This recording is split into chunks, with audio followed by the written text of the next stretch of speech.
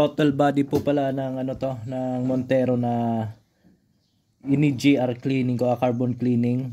GR cleaning sa madaling salita sa iba. Bumabalik pa rin yung check engine na P0368. Kung di ako nagkakamali, yun yung code. So, parang ganun yung code niya. Ngayon, binuksan ko. So, bali, naka-rivets lang naman to. So, binari na muna natin yung rivets dito. Isa-isa.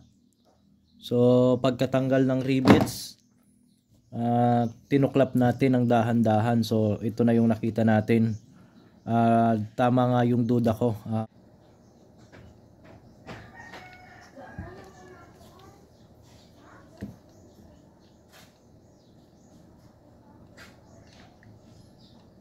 Nako, may problema nga siguro yung gear.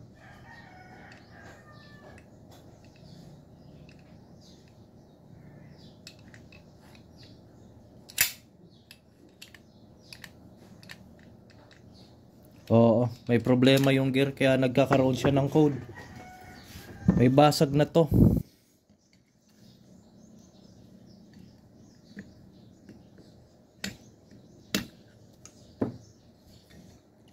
Ayun nga, tama nga yung duda ko. Kinain na yung plastic gear niya. So kaya nagkakaroon siya ng code kaya nagkakaroon siya ng throttle actuator performance range kasi sira na yung pinaka gear niya. Ito yung pinaka gear, oh. Kinain na.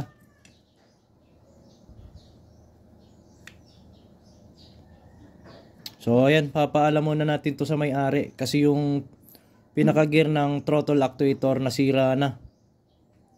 Kaya bumabalik lang yung ano niya, check engine.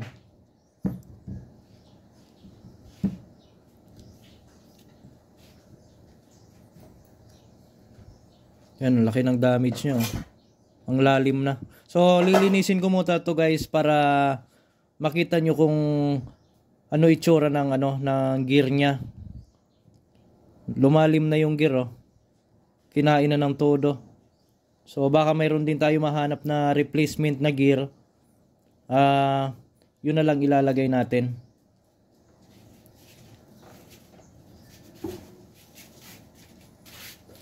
Common din na nangyayari pala to sa sa mga Mirage.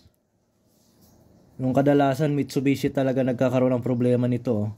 Mirage, malimit din to sa mga G4 na Mirage, nababasag. Ayan. Lilinisin ko muna to para makita nyo yung itsura ng ng gear.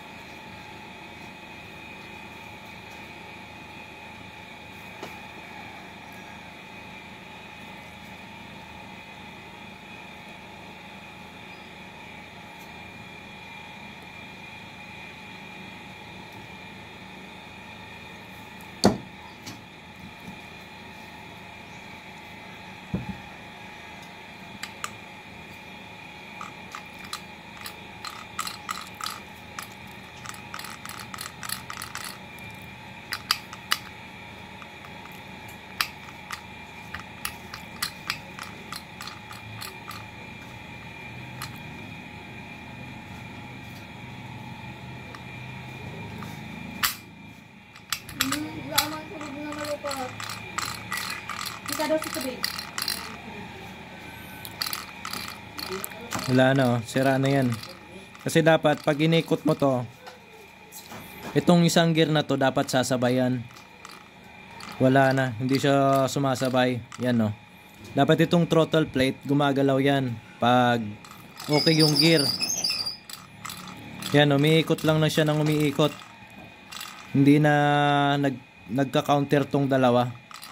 Ayan, oh.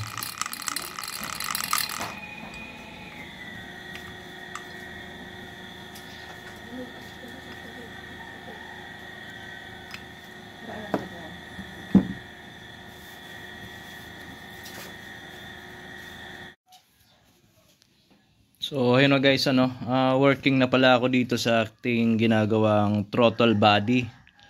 Kasi ang price pala ng ating throttle body ay nagre-range ng 10,000 pataas. So medyo malaki yung gagastusin. So bali ito na yung mga gear pala na nabungi. So ayan yung mga gear na bungi na. So dapat kasi ang gear niyan ganito kalinis. Ito ganyan dapat siya kalinis, oh. Pero dito bungi-bungi na yung gear.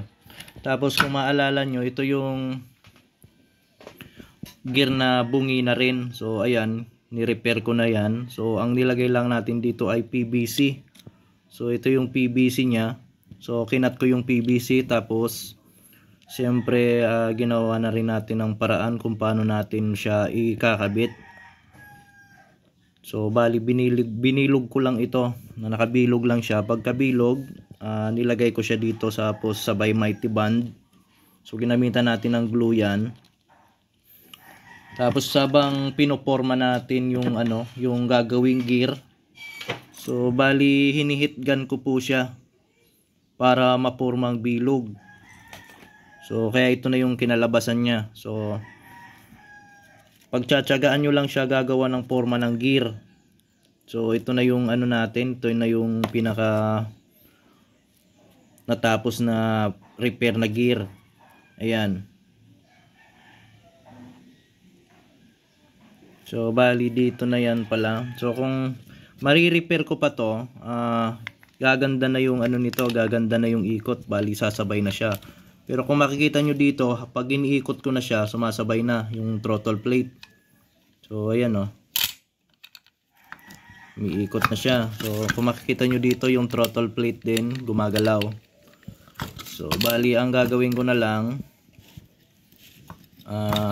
itong isang gear ng sa throttle plate, i-repair na rin natin tong gear na to. So bali magkakat uli ako ng PVC. Tapos yun ang gagawin kong gear uli dito. Ayan, ipoporma ko uli siya.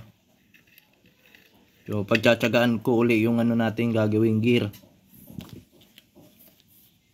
So ito yung finished product natin na na throttle gear.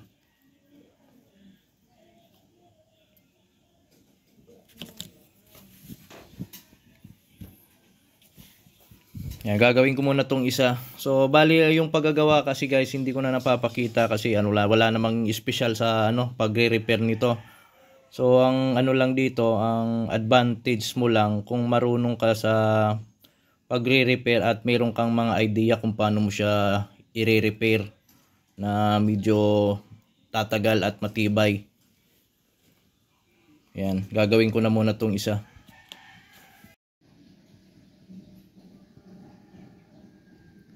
Ayan, natapos ko na yung gear gawin. So ito na yung mga bagong gear. Ito na yung bago din na gear dito. Ayan. I-assemble na lang natin to. Tapos lalagyan ng grasa para mas maganda yung pagdulas, yung pag-slide.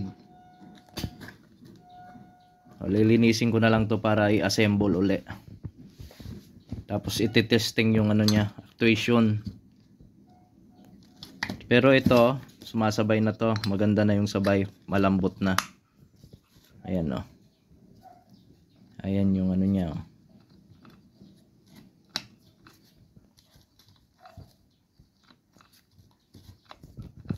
Okay na. So, ayan. Kunik ko na nga pala. So, tatry na natin to. Kung sasabay na yung throttle plate nya. dito sa stepper motor. So ito yung stepper motor, ito yung counter gear, ito yung throttle plate nya. So ito yung mga ni-repair natin na gear. So try nating subukan, bigyan natin siya ng power kung magsasabay na yung throttle plate dito sa stepper motor saka mga gear nya.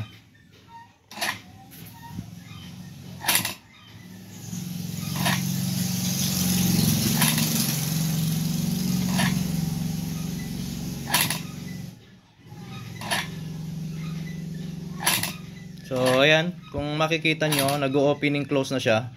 So bali sumasabay na dito sa stepper motor. So ibig sabihin okay na to, kakabit na lang natin yan.